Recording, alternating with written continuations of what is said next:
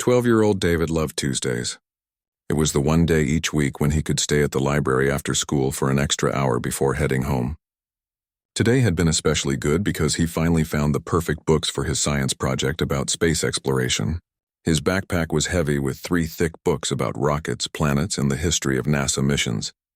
The afternoon sun felt warm on his face as he walked down Maple Street toward his house. David had made this walk hundreds of times over the past 5 years since his family moved to Willowbrook. He knew every crack in the sidewalk, every neighbor's garden, and which houses had the friendliest dogs that would wag their tails when he passed by. His favorite NASA t-shirt, the one with the space shuttle on it that his mom had bought him last summer, caught a gentle breeze. David smiled thinking about how excited his mom would be when she saw the books he'd chosen. She always said space science was the future, and David believed her completely. The neighborhood was quiet, as it usually was on Tuesday afternoons. Most parents were still at work, and the younger kids were probably having snacks and watching cartoons. David liked this peaceful time. It gave him a chance to think about his project and maybe even practice the presentation he would give next week. As he turned onto Oak Avenue, just 2 blocks from home, David noticed a police car driving slowly behind him. He didn't think much of it at first. Police cars drove through the neighborhood sometimes, and Officer Mitchell, who lived 3 streets over, had always been friendly when David saw him at the grocery store with his own kids. But this wasn't Officer Mitchell's car. The car kept following him, staying about 20 feet behind as David continued walking. He could see the driver in his side mirror of a parked car. The officer looked serious, almost angry, which made David feel a little nervous. David tried to walk normally, but he couldn't shake the feeling that something was wrong. Why was the police car moving so slowly? Why wasn't it just driving past him like cars usually did? He adjusted his backpack straps and kept walking, telling himself he was probably just imagining things. The police car's engine got louder, and suddenly it pulled up right beside him. David's heart started beating faster. The window rolled down, and he could see the officer staring at him with suspicious eyes. "Hey, you," the officer called out, his voice sharp and unfriendly. "Stop right there." David stopped walking and turned toward the car, clutching his backpack straps. "Yes, sir?" he said politely, the way his parents had taught him to speak to adults. The officer, whose name tag read Thompson, looked David up and down with obvious distrust. "What are you doing in this neighborhood?"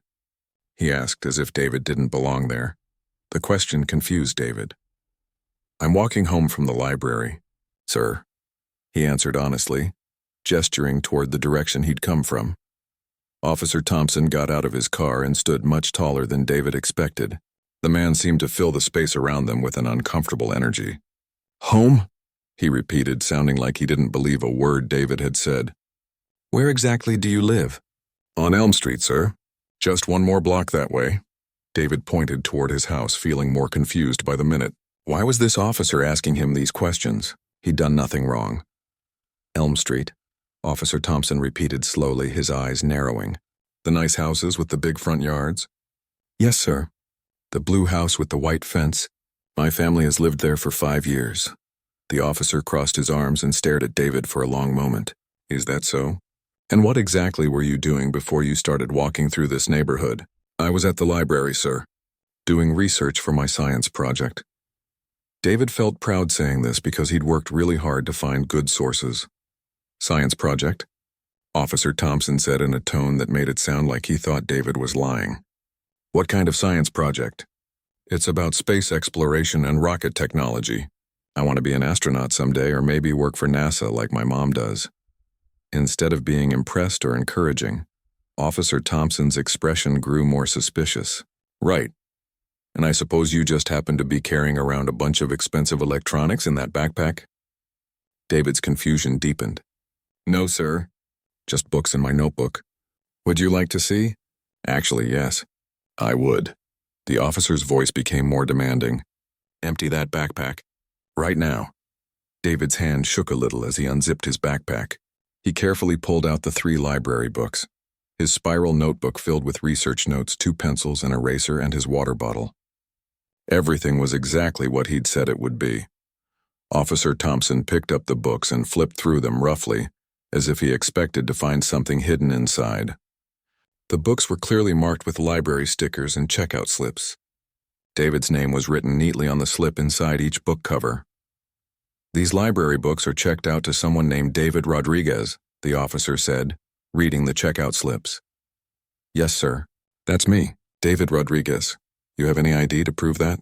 David felt a sinking feeling in his stomach. "No, sir. I'm 12. I don't have a driver's license or anything like that." Officer Thompson's suspicious look grew stronger. "So you're telling me you live in one of the nicest neighborhoods in town? You're checking out college-level books about rocket science and you don't have any way to prove who you are?" "The books aren't college-level, sir. They're from the young adult section. And yes, I live here. My mom works for NASA, and my dad is a teacher. We moved here when I was 7. The officer laughed, but it wasn't a friendly laugh. "NASA, right? And I suppose your mom is an astronaut too?" "No, sir. She's an engineer.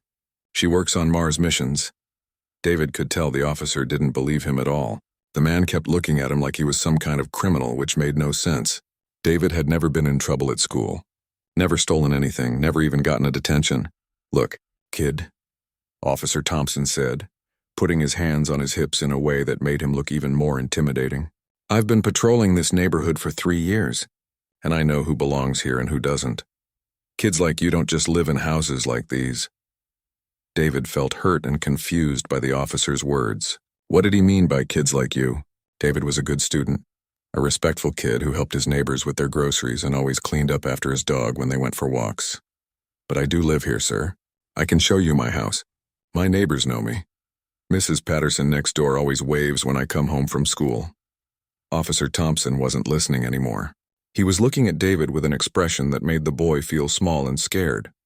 For the first time in his young life, David realized that someone was judging him not for what he'd done, but for what he looked like. The thought was frightening and confusing. The officer pulled out a small notebook and started writing something down. "What's your address?" he demanded. 47 Elm Street, David answered immediately. "And your parents' names?" "Dr. Angela Rodriguez and Mr. Carlos Rodriguez." Officer Thompson wrote this down too, but his expression suggested he thought David was making it all up. The whole situation felt like a bad dream that David couldn't wake up from. Officer Thompson put his notebook back in his pocket and stared at David for what felt like forever. The silence made David's stomach feel sick with worry. He'd answered every question honestly, shown everything in his backpack, and explained exactly where he lived. But somehow none of that seemed to matter to this police officer. "So you're telling me," Officer Thompson said slowly, "that you live at 1247 Elm Street, in the big blue house with the nice white fence and the 2-car garage?" "Yes, sir," David replied, hoping the officer would finally believe him and let him go home. "The house with the rose garden in front and the basketball hoop in the driveway?" David's face lit up a little. "Yes, that's our house. My dad put up that basketball hoop last year for my birthday." But instead of looking convinced, Officer Thompson's expression grew even more doubtful. "I find that very hard to believe, son." The word son didn't sound kind when the officer said it. It sounded like he was talking down to David, like he thought David was stupid or lying. "Why don't you believe me?" David asked, genuinely confused.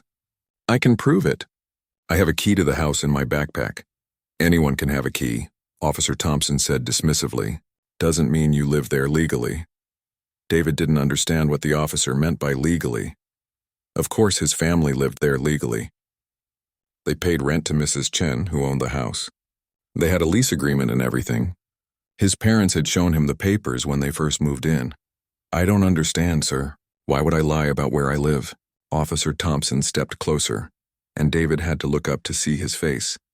"Kids like you," the officer said, "often end up in neighborhoods like this for reasons that aren't so innocent." There was that phrase again. "Kids like you." David was starting to understand that the officer wasn't talking about kids who liked science or kids who were 12 years old.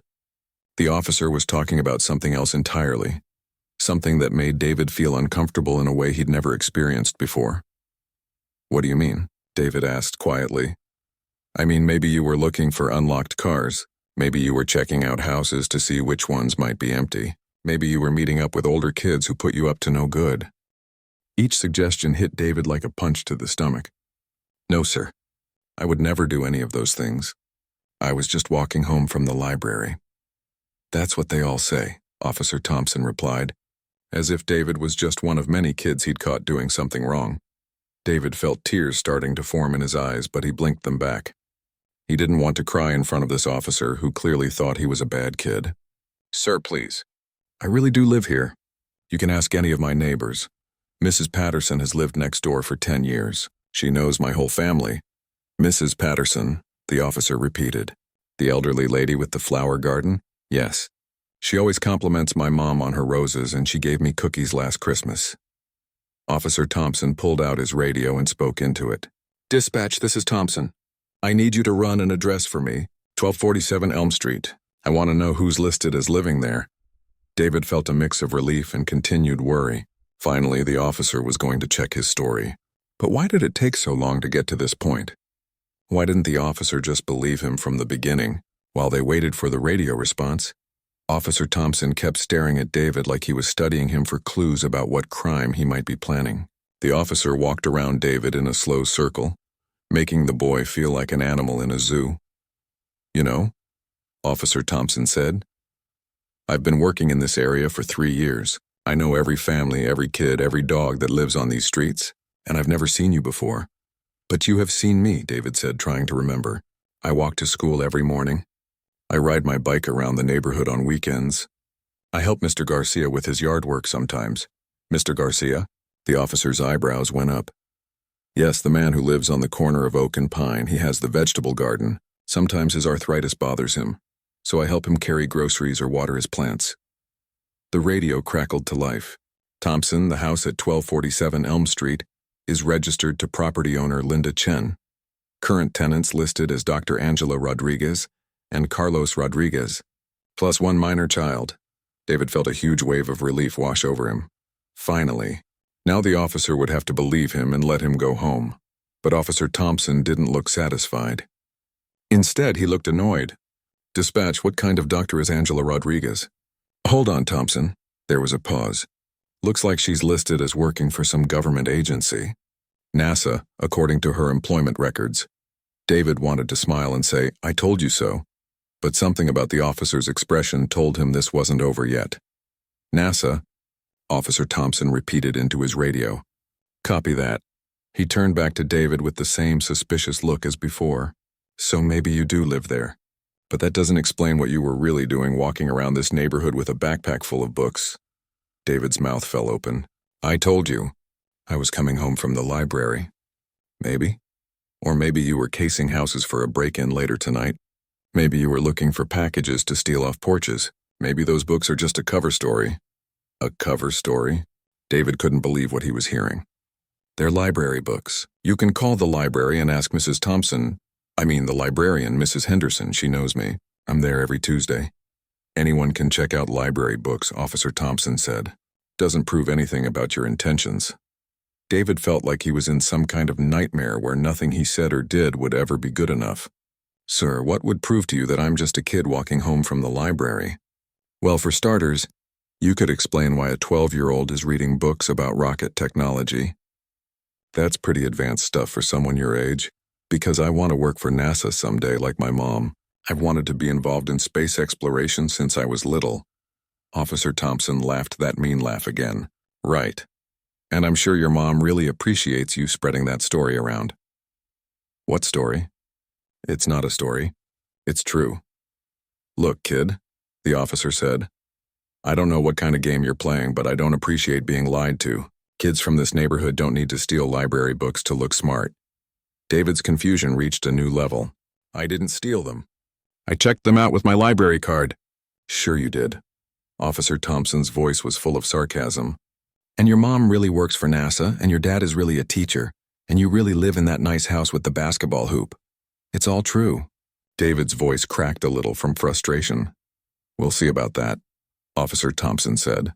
"I think it's time I had a conversation with whoever is actually responsible for you." The officer grabbed David's arm, not roughly, but firmly enough that David knew he wasn't free to leave. "Sir, what are you doing?" "I'm going to walk you to that house you claim to live in, and we're going to see who answers the door." David felt scared but also hopeful. Once they got to his house, this whole misunderstanding would be cleared up. His mom would be home from work soon, and she would explain everything to this officer. But as they started walking toward Elm Street, David noticed that Officer Thompson's grip on his arm wasn't loosening. And the way the officer kept looking at him suggested that even seeing David's house wouldn't be enough to convince him that David belonged there. For the first time in his 12 years of life, David began to understand that some people might judge him based on how he looked rather than who he was or what he did. The thought was scary and sad and confusing all at the same time. Mrs. Patterson was watering her roses when she saw the police car parked in front of the Rodriguez house. At first, she thought maybe there had been a break-in or some kind of emergency. But when she looked closer, she saw Officer Thompson standing on the sidewalk with young David, and something about the situation didn't look right. David was standing very still, looking scared and confused. The officer was talking to him in a way that seemed more like an interrogation than a friendly conversation. Mrs. Patterson had known David since he was 7 years old. She'd watched him grow from a shy little boy into a polite, studious young man who always offered to help carry her groceries. She put down her watering can and walked closer to the fence between their yards. "David?" she called out. "Is everything okay, honey?" Officer Thompson turned toward her with an annoyed expression. "Ma'am, please step back. This is police business." "Police business?" Mrs. Patterson looked confused. "This is David Rodriguez. He lives right here. What kind of police business could you possibly have with a 12-year-old boy?" "I'm conducting an investigation," Officer Thompson replied curtly. "I need you to return to your property." Mrs. Patterson didn't like the officer's tone at all.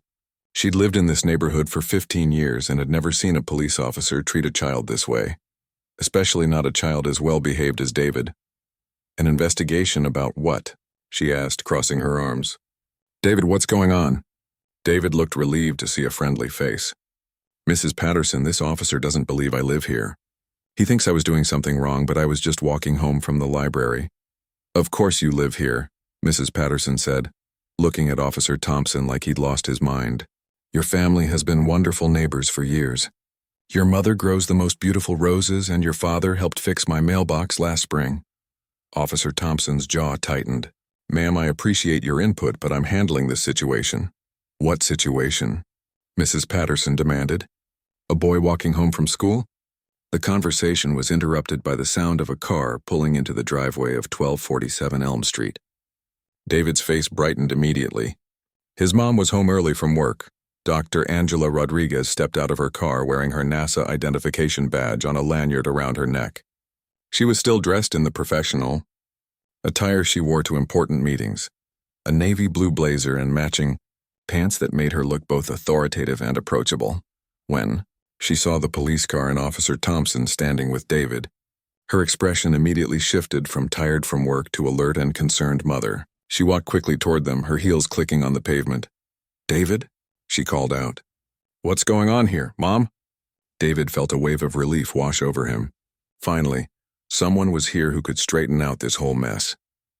Dr. Rodriguez approached the group with the confident stride of someone used to commanding respect in professional situations. "Officer, I'm Dr. Angela Rodriguez. This is my son David. Is there some kind of problem?"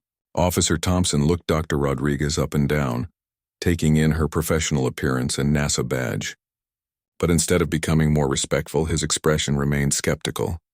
"Ma'am, I found this boy walking through the neighborhood with a backpack full of books, claiming he lives at this address." "He does live at this address," Dr. Rodriguez said firmly. "This is our home. We've lived here for 5 years. So you're claiming to be his mother?" The question hung in the air like a challenge. Dr. Rodriguez stared at the officer with a look of disbelief. "I'm not claiming anything, officer. I am his mother." Officer Thompson seemed to be studying Dr. Rodriguez's face, comparing it to David's features as if he was trying to solve a puzzle. "And you work for NASA?" "Yes, I do. I'm a senior aerospace engineer at the Goddard Space Flight Center. I work primarily on Mars exploration missions. Can you prove that?" Dr. Rodriguez's eyebrows went up. The question was so unexpected and inappropriate that it took her a moment to respond. "Excuse me?" I said. "Can you prove that you work for NASA and that this is your son?" Mrs. Patterson, who had been listening to the entire conversation, made a sound of disgust. "Officer, this is ridiculous. I've known this family for years. Dr. Rodriguez is one of the most respected residents in our neighborhood. Ma'am, I'm going to need you to step back, Officer Thompson said to Mrs. Patterson without taking his eyes off. Dr. Rodriguez felt a familiar feeling rising in her chest, the same feeling she got when male colleagues questioned her expertise or when people assumed she couldn't possibly be qualified for her position at NASA. But this time, it was worse because her son was involved. Officer Thompson, she said, reading his name tag. I'm not sure I understand what's happening here. Are you questioning whether David is my son? I'm questioning a lot of things, ma'am. Your son was walking through this neighborhood carrying books about advanced rocket technology. That seemed suspicious to me. Suspicious? Dr. Rodriguez couldn't hide her disbelief. A 12-year-old boy carrying science books is suspicious? Kids his age don't usually read material that advanced. David spoke up. Mom, I got the books from the library for my project. I showed him the checkout slips with my name on them, but he didn't believe me. Dr. Rodriguez put her hand on David's shoulder protectively. Officer Thompson, David has been interested in space science since he was very young. He checks out books from the library every week. This is completely normal behavior for him. Normal behavior, Officer Thompson repeated. Right. The way he said it made Dr. Rodriguez realize that this officer's suspicions weren't really about library books or science projects. They were about something else entirely, something that made her stomach feel sick with anger and fear. Officer Thompson, she said carefully, I need to understand exactly what my son is being accused of. He's not being accused of anything yet, but I found his story hard to believe. What story? That he lives here? That he was walking home from the library? That he's interested in science? All of it seemed unlikely. Dr. Rodriguez looked at her son's scared face, then at Mrs. Patterson's angry expression, then back at Officer Thompson's stubborn suspicion. A terrible understanding was beginning to dawn on her. Officer Thompson, she said slowly, are you suggesting that my son doesn't belong in this neighborhood? I'm suggesting that his presence here raised some red flags. What kind of red flags? Officer Thompson seemed to realize he was walking into dangerous territory. Ma'am, I was just doing my job. Keeping the neighborhood safe. Safe from what? A 12-year-old with library books? The officer didn't answer directly. Instead, he said, Ma'am, if you can prove that you live here and that this is your son, then we can wrap this up quickly. Dr. Rodriguez felt her professional composure beginning to crack. The implication behind the officer's words was clear, and it made her angrier than she'd been in years. Prove it? She repeated. Prove that I live in my own home? Prove that David is my son? It's standard procedure, ma'am. No, Officer Thompson, it's not standard procedure. What's happening here is that you saw my son walking in his own neighborhood and decided he didn't belong here, and now you're asking me to prove that my family has the right to exist in our own home. Officer Thompson's face flushed red. Ma'am, I think you're reading too much into this situation. Am I? Dr. Rodriguez pulled out her phone and began recording. Because from where I'm standing, it looks like you've detained my son for the crime of walking, while black in his own neighborhood. The moment Dr. Rodriguez started recording, Officer Thompson's entire demeanor changed. The confident, intimidating stance he'd maintained for the past 30 minutes suddenly seemed less sure. Ma'am, there's no need to record this, he said, taking a step back. Oh, I think there's every need, Dr. Rodriguez replied calmly. She kept her phone steady, making sure to capture both the officer's face and David's frightened expression. Officer Thompson, for the record, could you please explain why you detained my 12-year-old son? Officer Thompson looked around nervously. Mrs. Patterson was still standing at her fence, watching everything with obvious disapproval. Two other neighbors had come out of their houses, drawn by the commotion. The officer was no longer dealing with just one scared kid. He was facing a growing audience of concerned residents. Ma'am, I wasn't detaining anyone. I was just asking some questions. Questions about what, specifically? About why he was in the neighborhood. Dr. Rodriguez's voice remained steady, but David could hear the controlled anger underneath. He was in the neighborhood because he lives here. Because this is his home. Because he was walking back from the library where he goes every Tuesday to work on school projects. Officer Thompson shifted uncomfortably. I had no way of knowing that. You had no way of knowing that because you didn't ask the right questions. Instead of asking David where he lived, you assumed he didn't belong here. Instead of checking his story, you decided he was lying. I did check his story. I called dispatch. After 30 minutes of intimidation. after making my son feel like a criminal for carrying library books. By now, several more neighbors had gathered. Mr. Garcia, the elderly man David helped with yard work, was shaking his head in disgust. The young couple from across the street was recording the interaction on their phones. Two teenagers from down the block were watching with wide eyes. Dr. Rodriguez reached into her purse and pulled out her NASA identification badge, holding it up so Officer Thompson could see it clearly. "Officer Thompson, do you see this badge?" "Yes, ma'am. Do you know what this badge represents?" Officer Thompson looked at the badge more carefully. It wasn't just any government ID. It had multiple security clearances listed, advanced access permissions, and the unmistakable seal of one of the most respected scientific organizations in the world. "It means you work for NASA," he said quietly. "It means I work on missions that are critical to national security and scientific advancement. It means I have federal security clearance that's higher than most police officers ever see. It means I've dedicated my career to pushing the boundaries of human knowledge and exploration." Dr. Rodriguez moved closer to Officer Thompson, and now her professional authority was unmistakable. She carried herself like someone who was used to briefing generals, presenting to Congress, and making decisions that affected million-dollar projects. "Officer Thompson, I manage teams of brilliant scientists and engineers. I oversee projects with budgets larger than this entire police department. I have clearance to work on technology that most people can't even imagine." The officer was clearly uncomfortable now. He'd gone from feeling in control of the situation to feeling very much out of his depth. "Ma'am, I understand that you have an important job." "Do you?" Dr. Rodriguez interrupted. "Because 30 minutes ago, you looked at my son and decided he didn't belong in this neighborhood. You looked at a 12-year-old boy with library books and saw a threat. You questioned his right to exist in his own community." Mrs. Patterson spoke up from her fence. "Dr. Rodriguez, I saw the whole thing. This officer treated David like he was some kind of criminal. It was disgraceful." Officer Thompson turned toward Mrs. Patterson. "Ma'am, You were just what?" Dr. Rodriguez demanded. "Protecting the neighborhood from a child with a love of science? Making sure no one who looks like my son feels welcome here?" The crowd of neighbors was growing larger. David recognized most of them, people who had lived on these streets for years, who knew his family, who had never questioned his right to be there. "Dr. Rodriguez," Officer Thompson said, clearly trying to regain some control of the situation, "I think there's been a misunderstanding." "Oh, there's been a misunderstanding, all right," she replied. "The misunderstanding is your assumption that you can treat my son this way without consequences."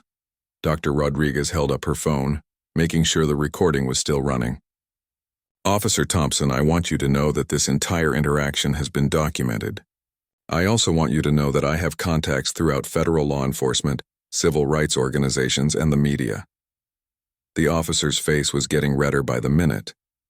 "Ma'am, I think you're overreacting to a simple community safety check." "A safety check?" Dr. Rodriguez's voice rose slightly. "Officer Thompson, in my line of work, I deal with precision and accuracy every day. I analyze data, identify problems, and develop solutions. So let me analyze this situation for you." She began counting on her fingers. "You saw a 12-year-old black boy walking in a predominantly white neighborhood. You immediately assumed he didn't belong there. You refused to believe his truthful answers to your questions. You treated library books as suspicious materials. You implied that his family couldn't possibly live in a nice house." Each point hit Officer Thompson like a physical blow. The growing crowd of neighbors was nodding in agreement, and several were now recording the encounter themselves.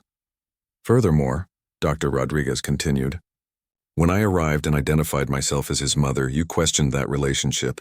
When I told you about my job, you demanded proof. At no point did you consider that maybe, just maybe, you had made incorrect assumptions." Officer Thompson tried one more time to defend himself. "Ma'am, I was just being thorough." "No, Officer Thompson. You were being biased, and now you're facing the consequences of that bias." Dr. Rodriguez pulled out her phone and made a call. "Hello, this is Dr. Angela Rodriguez. I need to speak with Chief Williams immediately." "Yes, I'll hold." While she waited, she looked directly at Officer Thompson. "Chief Williams and I serve together on the Community Safety Advisory Board. We've worked on several initiatives to improve police-community relations. I'm very interested to hear his thoughts on this incident." Officer Thompson's face went pale. Clearly, he hadn't expected this situation to escalate to the level of the police chief. Chief Williams, this is Angela Rodriguez. I'm calling to report an incident involving one of your officers and my 12-year-old son. Yes, Officer Thompson. No, I'm very much not satisfied with how this was handled. David watched his mother with a mixture of admiration and amazement. He'd always known she was important at work, but seeing her command respect and authority in this situation was like watching a superhero in action. We'll be filing a formal complaint tomorrow morning, Dr. Rodriguez continued into the phone. I'll also be contacting the mayor's office and the Civil Rights Division of the State Attorney General's office. Yes, I think a full investigation is warranted. When she hung up, Officer Thompson looked like he wanted to disappear into the pavement. Officer Thompson, Dr. Rodriguez said calmly, Chief Williams would like to see you in his office first thing tomorrow morning. He'll be very interested to hear your explanation for why you felt it necessary to detain a child for the crime of walking home with library books. 3 days after the incident, Dr. Rodriguez sat in Chief Williams' office with a thick folder of documentation spread across his desk. The folder contained witness statements from 6 neighbors, photos of David's library books and checkout receipts, a timeline of events, and copies of the videos that had been recorded by multiple residents. Angela, Chief Williams said, shaking his head as he reviewed the materials. I've known you for 5 years through our work on the Community Safety Board. In all that time, you've never brought me a complaint that wasn't thoroughly researched and completely justified. Dr. Rodriguez nodded. Tom, this isn't just about my son. This is about a pattern of behavior that could affect any child in our community. Chief Williams had already reviewed Officer Thompson's incident report, which painted a very different picture than what the evidence showed. According to Thompson's version, he had simply asked a few routine questions and the situation had been blown out of proportion by an uncooperative parent. The videos tell a completely different story, Chief Williams said grimly. 30 minutes of questioning a 12-year-old for walking home with library books. That's not community policing. That's harassment. Dr. Rodriguez had also done something that impressed the chief greatly. She'd researched Officer Thompson's history and found 3 similar incidents over the past 2 years, all involving young people of color who had been stopped in upscale neighborhoods without any evidence of wrongdoing. I've been investigating those other incidents since our phone call, Chief Williams admitted. 2 families filed informal complaints that were never properly documented. One incident was never reported at all because the family was afraid it would make things worse. The meeting lasted 2 hours. Dr. Rodriguez presented her case with the same methodical precision she used in her NASA work. She had facts, evidence, witness testimony, and a clear pattern of discriminatory behavior. 2 weeks later, Officer Thompson was suspended without pay, pending the completion of a full internal investigation. The investigation, led by the department's Internal Affairs Division, found that Thompson had violated multiple department policies regarding community interactions and bias-free policing. But Dr. Rodriguez wasn't satisfied with just punishing one officer. She used her position on the Community Safety Board to push for systemic changes. We need mandatory bias training for all officers, she argued at the next board meeting. We need clear protocols for interactions with minors. And we need a community oversight process that ensures incidents like this are properly investigated. The mayor, who had also heard about the incident, was eager to show that the city took these issues seriously. Within a month, the police department had implemented new training requirements, established a civilian review board, and created a community liaison program. David, meanwhile, was processing the experience in his own way. The incident had been scary and confusing, but watching his mother fight for justice had taught him important lessons about standing up for what's right. Mom, he said one evening as they worked together in the garden, I understand now why you always tell me to document everything in my science experiments. Dr. Rodriguez smiled. Evidence matters, David. Whether you're testing a hypothesis about rocket fuel or proving that someone was treated unfairly, you need facts and documentation. The story didn't end with Officer Thompson's punishment. Dr. Rodriguez used her experience to become a more active advocate for civil rights in their community. She started speaking at schools about the importance of treating everyone with respect, regardless of how they look. Mrs. Patterson, who had witnessed the entire incident, became one of Dr. Rodriguez's strongest allies. She organized a neighborhood meeting where residents could discuss how to create a more welcoming environment for all families. "I've lived in this neighborhood for 15 years," Mrs. Patterson told the group, "and I've never been prouder of our community than I was the day we all stood up for David and his family." The young couple from across the street, who had recorded part of the incident, used their social media skills to create a neighborhood watch program focused on protecting residents from discrimination rather than from crime. Mr. Garcia, the elderly man David helped with yard work, began telling everyone about the young boy who exemplified the kind of neighbor everyone should strive to be. 6 months after the incident, the police department invited Dr. Rodriguez to help develop their new community engagement curriculum. She accepted, seeing it as an opportunity to prevent other children from experiencing what David had gone through. During one of the training sessions, Dr. Rodriguez addressed a room full of police officers. "When you see a young person in your community," she told them, "your first thought should be, how can I help this child succeed? But not what might this child be doing wrong." The training program became a model for other police departments across the state. Dr. Rodriguez received recognition from civil rights organizations for her work in promoting police accountability and community relations. Officer Thompson eventually resigned from the police force. The investigation had revealed a pattern of biased behavior that made him unsuitable for community policing.